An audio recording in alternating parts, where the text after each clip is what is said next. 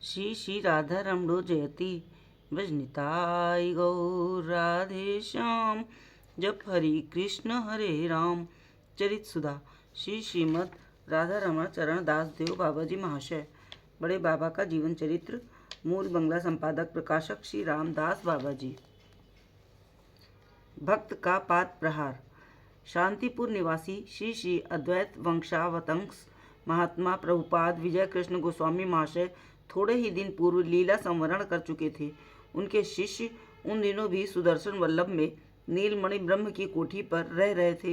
एक दिन बाबा जी महाशय संकीर्तन करते करते नरेंद्र सरोवर के तट पर प्रभुपाद विजय कृष्ण गोस्वामी महाशय के समाधि स्थान की परिक्रमा कर श्री जगन्नाथ देव के दर्शन के लिए चले। साथ में बहुत से लोग थे। प्रभुपाद के भी 2-3 शिष्य थे। जगन्नाथ वल्लभ के स्थान से आगे बढ़कर कीर्तन जैसे ही प्रभुपाद के पूर्व निवास स्थान सुदर्शन वल्लभ के निकट पहुंचा, बाबा जी महाशय साष्टांग प्रणाम कर रज में लौटते हुए रोने लगे। उसी समय बरिशाल जिले में रहने वाले प्रभुपाद के एक भक्त नाचते नाचते आए और बाबा जी महाशय के वक्षस्थल पर जोर का पाद प्रहार किया। बाबा जी महाशय जैसे रज में लौटते लौटते उक्त महात्मा उनके अगल बगल पीठ पर कमर पर पाद प्रहार करते। ये देख साथियों में से कोई रो रो कर अधीन होने लगे, कोई किंकर तब वे विमूढ़ भाव से आपस में बातचीत करने लगे। इसी समय बाबा जी महाशय उठकर प्रेम पूर्ण भाव से नृत्य करने और बार बार आनंद विभोर हो प्रहारकारी महात्मा का आलिंगन करने लगे। उस समय बाबा जी महाशय के मुख की ओर देख सकने की किसी की सामर्थ्य न थी। उनके शरीर से एक अपूर्व तेज प्रस्फुटित हो रहा था। साथियों की उस समय की अवस्था को देख बाबा जी महाशय क्या समझे क्या नहीं कहा नहीं जा सकता, किंतु उक्त प्रहारकारी महात्मा को अपने सामने कर कीर्तन करते करते सिंहद्वार में प्रविष्ट हुए।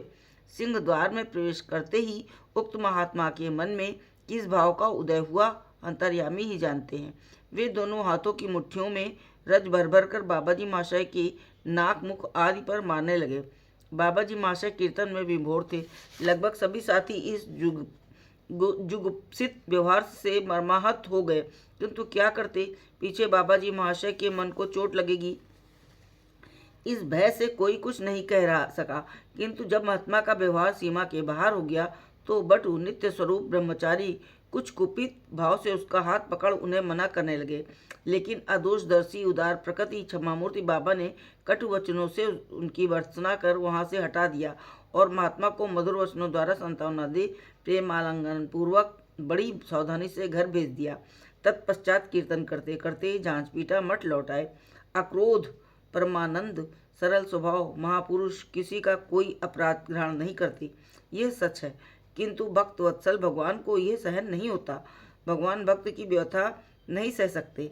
सदा साधुओं की रक्षा और असाधुओं के विनाश के लिए उन्होंने अवतार लिया है।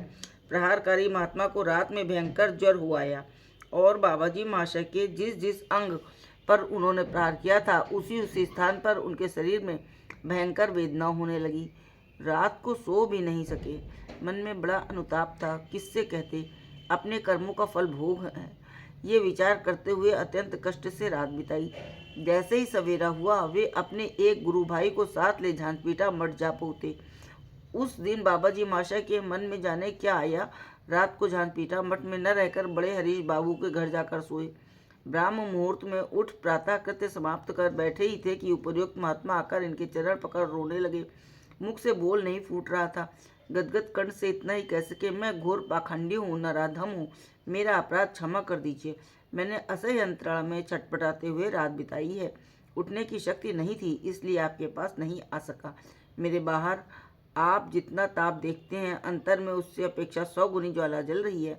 मुझे विश्वास है कि आप यदि मेरे ऊपर कृपा नहीं करेंगे, मुझसे प्रसन्न नहीं होंगे, तो मेरी ये यंत्रणा दूर नहीं होगी। मैंने आपके प्रति जो पैशाचिक व्यवहार किया उसे निश्चय ही गुरुदेव ने प्रसन्न होकर मुझे ये कष्ट दिया है।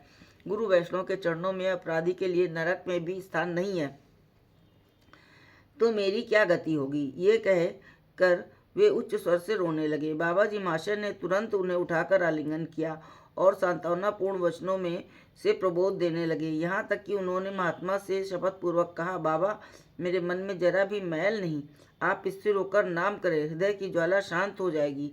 परम शांति मिलेगी। लेकिन कहने से क्या होता है? बाबा जी महाशय जितना ही कहते कि मेरे निकट आपका कोई अपराध नहीं है, उतना ही महात्मा के हृदय में ताप की मात्रा बढ़ती जाती। उनकी अवस्था देख बाबा जी महाशय का हृदय पिघल गया, करुणा उत्पन्न हो गई और वे बोले, देखो भैया, यदि तुमने कोई अन्यायपूर्ण व्यवहार किया है तो अपने गुरुदेव के निकट जाओ, उनके प्रसन्न होते ही तुम्हारा समस्त ताप दूर हो जाएगा। एकमात्र श्री गुरुदेव के अतिरिक्त और किसी से ने तुम्हारा अपराध ग्रहण नहीं किया, ग्रहण करने में समर्थ भी नहीं है। मनुष्य जब तक श्री गुरुचरणों का आश्रय ग्रहण कर आत्मसमर्पण नहीं करता, तब तक उस पर साधारण जनता का अधिकार रहता है और वो निग्रह अनुग्रह करने में समर्थ रहता है। किंतु ज्यों ही वो गुरुचरणों का आश्रय प्राप्त कर आत्मसमर्पण कर देता है, उस पर किसी और का कोई अधिकार नहीं रहता।